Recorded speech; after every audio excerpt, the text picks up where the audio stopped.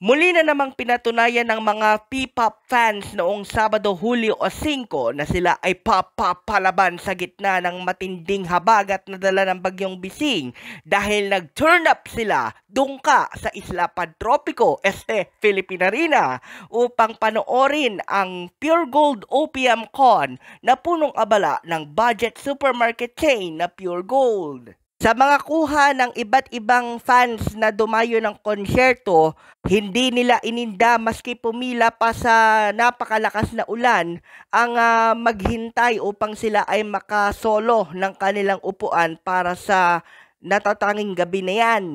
Pangunahing naging headliners sa Pure Gold Opium Con ang SB19, Bini, Kaya, G22, ang mga hip-hop artist na sina Flow G at Kastakli, at ang bandang Sunkissed Lola na nakilala sa kanilang wedding anthem na Pasilyo. Pero hindi pa nagtapos dyan ang mga festivities at performances dahil nasorpresa din ang mga nandoon sapagkat dumayo rin bilang surprise guest ang dating bokalista ng bandang River Maya na si Rico Blanco at nag-collab pa siya kasama ng Mahalima on stage para sa kanilang special version ng Dongka.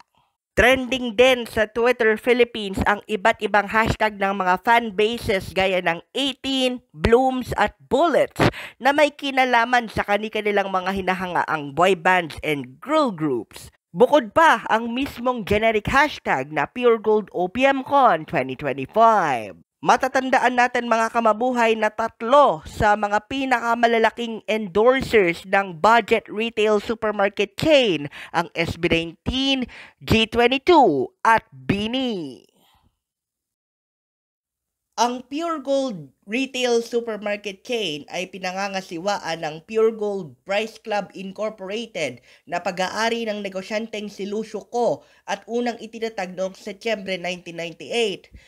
Kilala ang Pure Gold mga kamabuhay sa kanilang slogan na always panalo at ang variation niyan sa henerasyon ngayon ng mga Philippine pop groups na nasa atin ang panalo. Para sa Mabuhay Region News na walang takot walang pinapaboran, ito ang Senbat sa Patrol number 2, Stephen Saraspe Perez.